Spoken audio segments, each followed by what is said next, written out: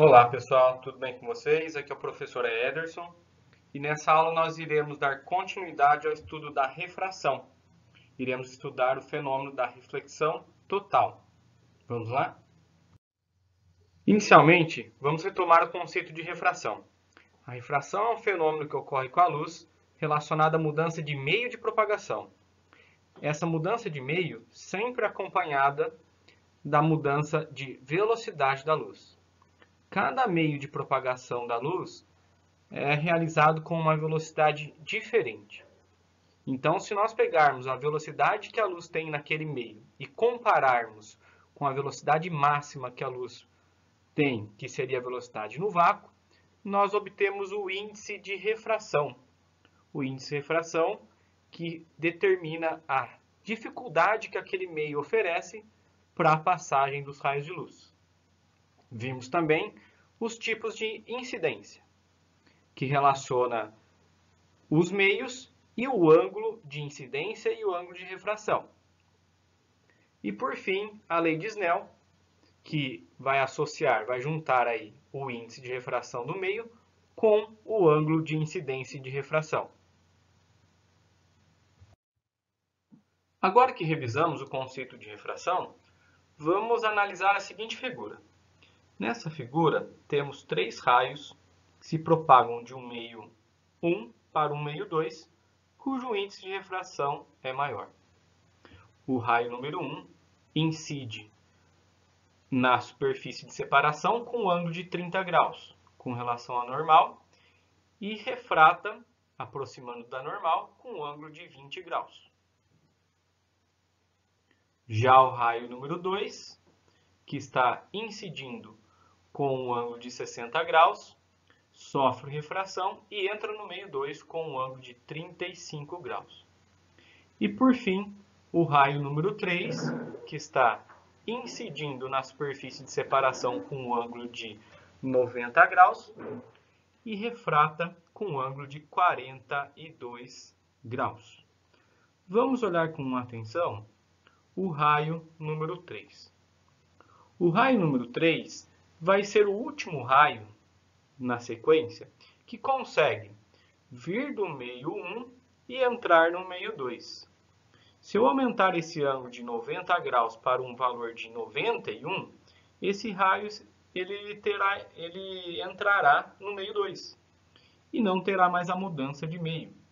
Esse raio não sofrerá mais refração. Então, nesse caso, esse raio número 3, ele é chamado de raio limite de refração. Ok? Esse é o máximo ângulo de incidência que eu ainda consigo ter refração. Então, o conceito de ângulo limite está relacionado ao maior valor de ângulo que eu consigo ter a refração. Ok? Aí, uma vez que o exercício falar da situação limite, nós temos que lembrar do ângulo de 90. Nesse caso, o ângulo de 90 é o ângulo limite de incidência. É o valor máximo do ângulo que ainda ocorre refração. Uma vez que você montou aí o seu esqueminha, você obtém, somente aplicar a lei de Snell. Outro fato importante que nós podemos utilizar essa questão é a questão desses dois raios aqui. Ó. Então, esse é o raio 1 sendo refletido e esse é o raio número 2 sendo refletido. E aqui também temos o raio número 3 sendo refletido. Lembrando que a refração e a reflexão sempre acontecem juntos. Agora, inverter a figura anterior. Então, aqui na figura invertida, nós temos o raio 1 incidindo com um ângulo de 20 graus e sofrendo refração com um ângulo de 30, uma vez que se ele vai para um meio de refringência menor, ele tem que afastar da normal. O raio número 2, que incide com 35, está sofrendo refração com 60. E o raio número 3, que incide com 42 graus, refrata com ângulo de 90. Aqui, na ordem dos raios incidentes, nós aumentamos o ângulo de incidência. E, consequentemente, o ângulo de refração também foi aumentando. Ok? O 42 graus, ele acaba sendo o ângulo limite para que ocorra a refração, para que o raio consiga ir para o meio 1.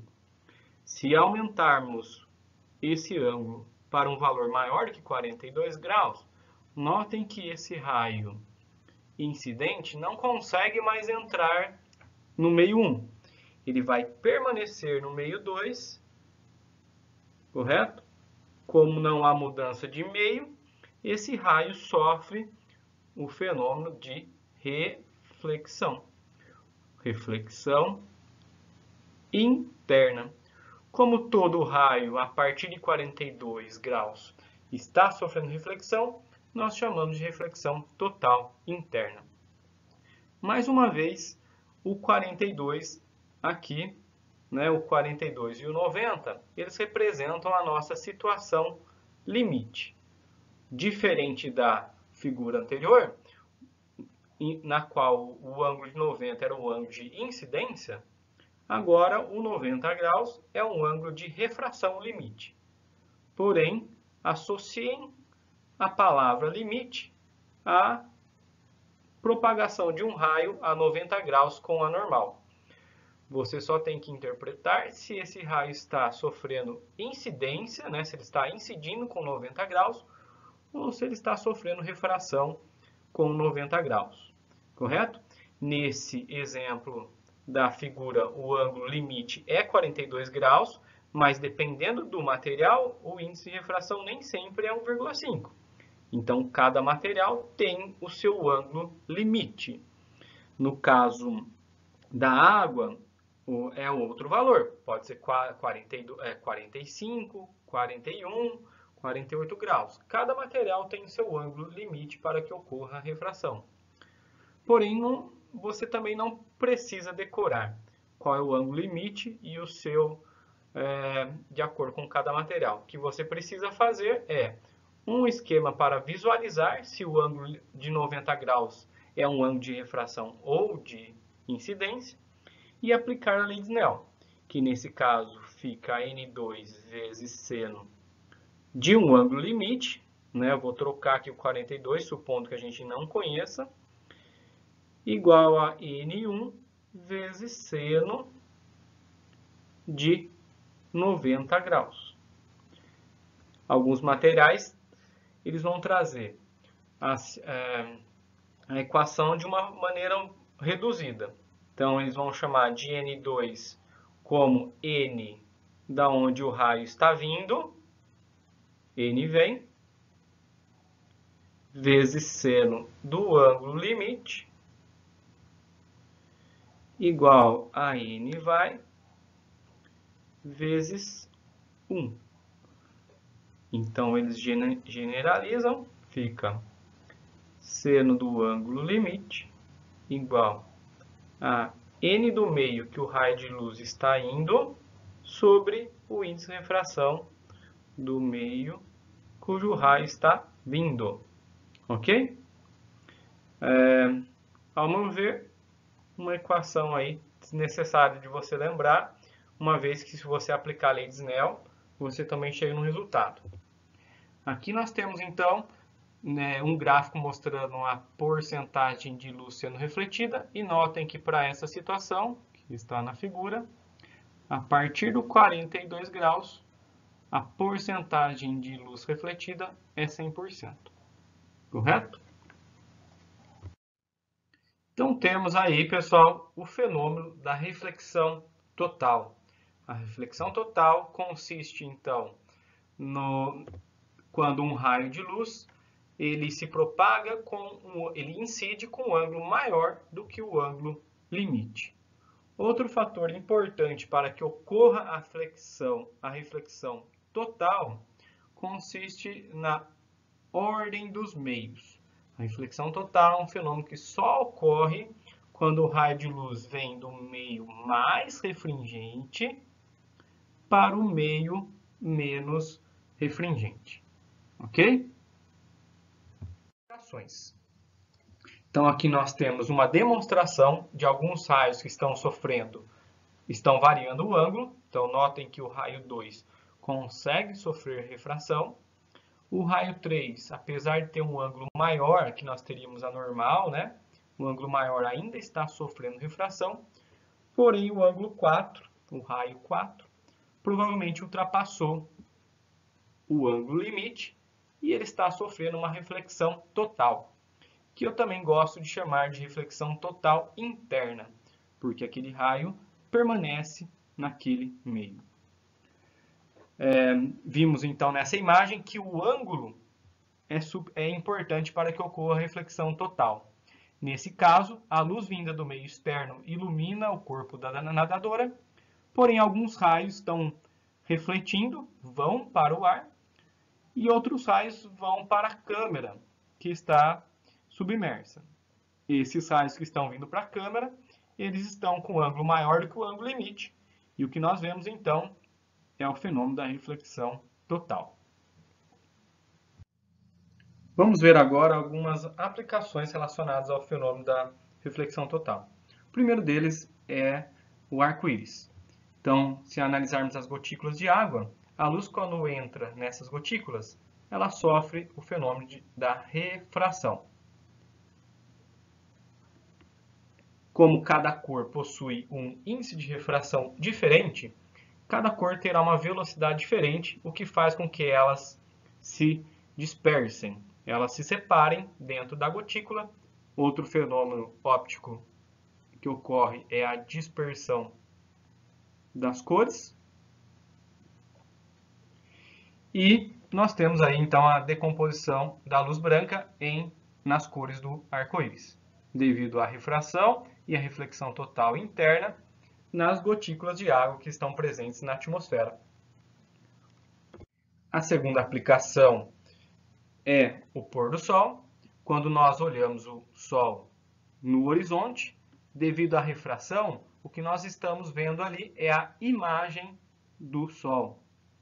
Devido à refração, esses raios de luz que saem do sol e atravessam a atmosfera, eles sofrem sucessivos desvios. A atmosfera é mais densa próxima à superfície e menos densa quanto mais afastada, o que faz com que os raios de luz sofram alterações de direção devido à mudança da densidade da atmosfera. Então, na verdade, quando nós olhamos, essa figura mostra bem isso, ó, no horizonte, o Sol se pondo, na verdade, o que ocorre é que ele já se pôs, né, ele não está mais naquela linha do horizonte, ele já se pôs e está numa posição abaixo. Uma importante aplicação tecnológica relacionada ao conceito de reflexão total são as fibras óticas. As fibras óticas, elas possuem um material, apesar de fininha, elas são produzidas com um material mais denso no núcleo e um material menos denso nas camadas externas, o que faz com que o índice de refração do meio interno seja maior do que o índice de refração do meio externo.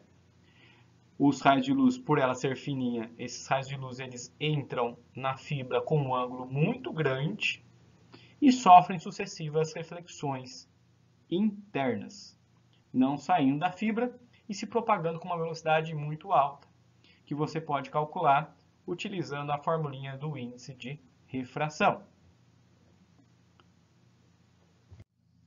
O fenômeno da reflexão total, também observado na fibra ótica, também pode ser observado em outros experimentos.